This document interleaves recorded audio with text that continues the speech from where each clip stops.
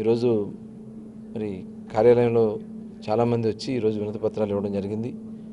స్పాట్లోనే అవన్నీ కూడా సంబంధిత డిపార్ట్మెంట్కి సంబంధించినటువంటి అధికారులకి అలాగే మంత్రులకి పంపించుకోవడం కూడా జరిగింది.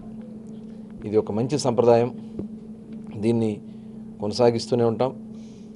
ఎక్కువగా అక్కడ స్థానికంగా ఉన్నటువంటి సమస్యల మీద స్థానిక ఎమ్మెల్యేలకి అక్కడ ఉన్నటువంటి ప్రజాప్రతినిధికి అందజేయాలని చెప్పి కూడా కోరుకుంటూ ఒక మంచి కార్యక్రమాన్ని ఈ రాష్ట్రంలో జరుగుతుంది.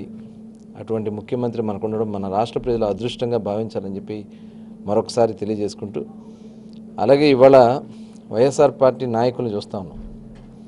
వాళ్ళు చేసినటువంటి పాపాలన్నీ కూడా ఇవాళ ఎక్కడ ఇబ్బంది వస్తుందని చెప్పి భయపడిపోయి అడ్రస్ లేకుండా తిరుగుతున్నారు. ఇవాళ చూసాం, గుడివాడ కొడాల నాని గారు అడ్రస్ లేడు. వాళ్ళ పార్టీ అధ్యక్షుడు అలాగే మాజీ ముఖ్యమంత్రి గారు వచ్చినా కనీసం వాళ్ళ మొహం చూపించడానికి కూడా రాకుండా తిరుగుతున్నారు, భయపడి తిరుగుతూ ఉన్నారు. వంశీ ఇవాళ వాళ్ళు ఏంటంటే ఇష్టారాజ్యంగా చేసి దాడులు చేసి కేసులు పెట్టించి ఇవాళ భయపడి తిరుగుతూ ఉన్నారు.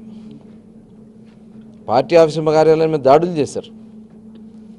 ఇవాళ జోగి రమేష్ వాళ్ళ కుమారుడు ఇవాళ వీళ్ళందరూ కలిసి అగ్రిగోల్డ్ భూములు దోచుకుని పేదలకి వాళ్ళు ఏం చెప్పారు, ఎన్నికల హామీలో 2019లో మేము అగ్రిగోల్డ్ భూములన్నీ కూడా న్యాయం చేస్తాం, అగ్రిగోల్డ్ బాధితులకి మొత్తం కూడా డబ్బులు కడతామని చెప్పి ఇవాళ జోగి రమేష్ మరి ఆక్రమించుకున్నారంటే ఇవాళ ఆ గత ప్రభుత్వంలో ఎంత దుర్మార్గాలు జరిగినాయి ఒకసారి ఆలోచిద్దాం.